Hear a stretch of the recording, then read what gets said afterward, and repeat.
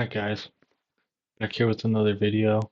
Today we're doing Simone Weil's on the abolition of all political parties, a short essay.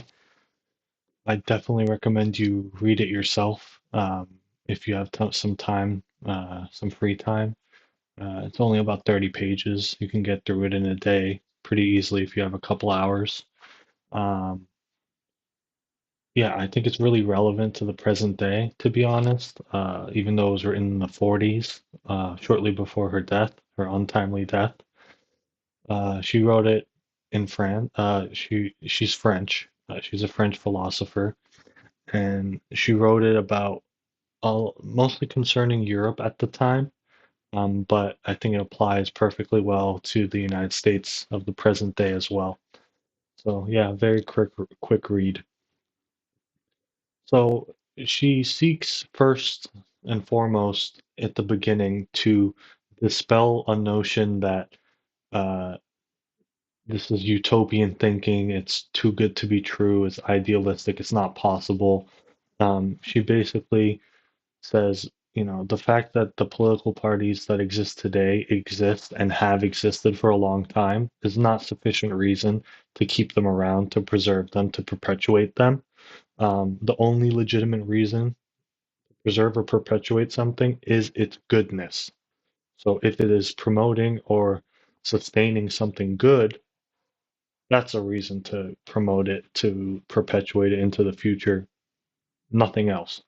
If it can't justify itself as good, get rid of it. Uh, yeah, she basically goes kind of without using the exact name of it, uses the is ought fallacy from David Hume, made famous by David Hume. Uh, so she's arguing that just because it is now, something is, just because it is doesn't mean it ought to be. Is does not imply ought or should. You could interchange ought with should. So just because something is or has been some way for a long time doesn't mean it ought to continue, should continue being that way. I think it's a very sound argument. Something being present in the past or in the present even does not justify itself automatically. We should be critical about things that exist. So she argues uh, early on in the book that our Republican ideal today in Europe and also in the United States in some sense that it derives from Rousseau's general will idea, but that this general will, because we have not paid sufficient attention to the details of the argument from Rousseau, still remains kind of obscure. Like we don't understand it well enough. And she thinks Rousseau uh, has two premises in his general will argument. Firstly, reason is what chooses and leads to the good or useful outcomes. So if we pursue reason, that will lead us to light, to truth, to goodness. Uh, Whereas crime is motivated by passion. So he sets up a dichotomy between reason and passion, and he thinks passion leads us astray. Um, Counter this with how Nietzsche thinks of, the Dionysian and Apollonian. This is not directly in response to Nietzsche, obviously. She doesn't reference him, but Nietzsche might take the opposite view that passion is just as important, if not more important, than reason in some instances. Secondly, second premise of Rousseau, according to Weil, reason is identical in everyone, so we are likely to arrive at similar results as we deliberate using our reason. So if we put passions aside and reason individually and collect ourselves in a general will sense, in a collective, in a group setting, we are not going to stray too far from one another. There might be some minor differences, but it's not going to be dramatic. However, uh, the idea is that uh, in a system where the general will prevails, So something like democracy, direct democracy in Rousseau's case, but something resembling democracy. Um, the individual passions of people, one person, they will cancel each other out. So one person may have a really strong passion in one direction, and one other person has the same passion in the exact opposite direction, countering that. So it will tend to even out at zero, is what Rousseau thinks, according to Weil. So individual passions get kind of neutralized if we pursue the general will, and this results in reason triumphing and getting us closer to the truth. Um, so yeah, she uses the perfect example, and this is a great example of how philosophers can sometimes find perfect examples or metaphors or ways to explain things that really elucidate something brilliant. She says, this is a quote from page 7. Similarly, a certain mass of water, even though it is made of particles in constant movement and endlessly colliding, achieves perfect balance and stillness. It reflects the images of objects with unfailing accuracy. It appears perfectly flat. It reveals the exact density of any immersed object. So, what is she saying here? Well, I think what she's trying to get at is the general will, and that individual passions will be neutralized in the general will, um, because the whole is more than the sum of its parts. So as we add up the parts in a general will sense in a democracy, uh, the passions, the movements of individuals will be neutralized like still water, and what will reflect back to us in the water is us, our the image of reality, truth, justice, fairness. So I think that's the metaphor there. I think it's very well put, to say the least. And then the second, in the page right after that, she highlights that collective passion is infinitely more powerful compulsion to crime and mendacity than any individual passion. So collective passions are even more dangerous than individual. Now, this is not undermining individual passions that how dangerous they may be, but the general will, in theory, neutralizes these individual passions. However, collective passions are something altogether different. And she uses the water example again. When water is set in motion by a violent, impetuous current, it ceases to reflect images. Its surface is no longer level. It can no more measure densities. Whether it is moved by a single current or by several conflicting ones, the disturbance is the same. So the dichotomy between the still water and the water in motion, or the water with currents going through it, is that the water in motion doesn't reflect your image back to you. It's not good. It's not. So the collective passion stirring up the water, that's the example, um, result in getting further away from the truth, from goodness, from light, from fairness, justice. And then basically she argues that political parties are machines to generate these sorts of collective passions. So that's what one of their prime purposes and goals even is to gin up this collective passion, and this will be dangerous ultimately if we follow her logic. Then on page 24, she says, when a country has political parties, sooner or later it becomes impossible to intervene effectively in public affairs without joining a party and playing the game. So just think about this for a second, how in the United States, there are so many independents. The last I checked, the percentage of independents in the United States compared to Democrats or Republicans, there are 43% independents, registered independents. So what does that leave? 57% to be either Republican or Democrat. So independents are sizably the bigger portion of the electorate. Why is this? Well, I mean, one can argue in our two-party system in the United States that that the fact that there's only two choices leaves many people feeling unrepresented or angry or not adequately heard in the political process and system. Maybe if there were five, six, seven viable parties, there might have been a chance that most people would feel attached to one or another. Um, it's a theory. It can go, we one can argue either way, but ultimately, the fact that there are only two parties, and the people are clearly up not happy with the system, shows that they're not represented. They don't feel like a part of the system, and therefore they don't want to be a member of either party. So when we think of this idea of not being able to play the game, as I quoted,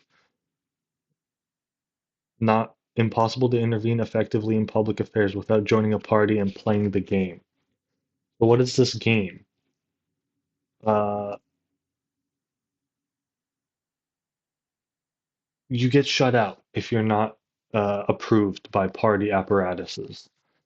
So think about in the United States, um, RFK Jr. or Dean Phillips, even Marianne Williamson, tried to mount a challenge to Joe Biden in the primaries.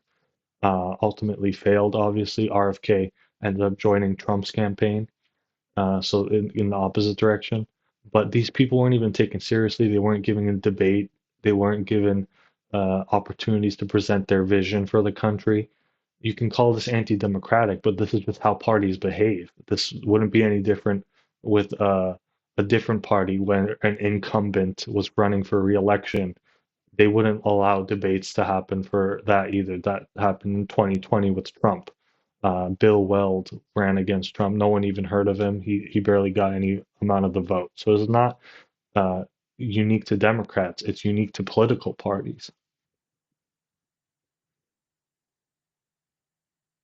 And then Simone Weil goes on to argue that in the endless debate between means and ends, and this means ends dichotomy is often attributed to Machiavelli and in his philosophy, and we're going to get to this eventually. We're going to read The Prince, but Machiavelli uh, thinks that the ends justify the means. Sorry, the ends justify the means. So if the end is good, the means to get there not as important, justified as long as the end is good.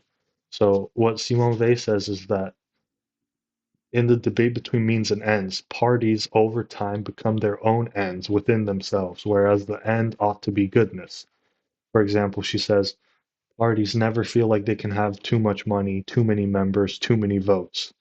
Uh, how what better example of this than the just recently concluded presidential campaign at the top of the ticket, where literally billions with an S, multiple billions of dollars were spent trying to get their candidate elected, mostly from very wealthy donors. Some portion, you know, collected by small dollar donors, but most of it outside money. We can call it dark money. This is not democracy in another sense, but that's not what she's arguing. That's neither here nor there for now. Um, Simone Weil argues that when someone joins a political party, it basically means submission, amounting to foregoing your thinking capacity. And nothing is more comfortable than not having to think. So, uh, this is purely her formulation, but it's a very interesting one. Not having to think is comfortable for people.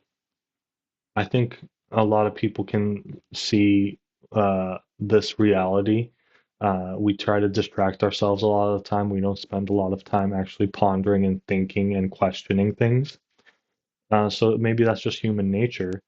But Simone Weil says we want to fight against this nature. We're rational beings. We're political animals. We want to be able to question, uh, ponder, get at the truth of things.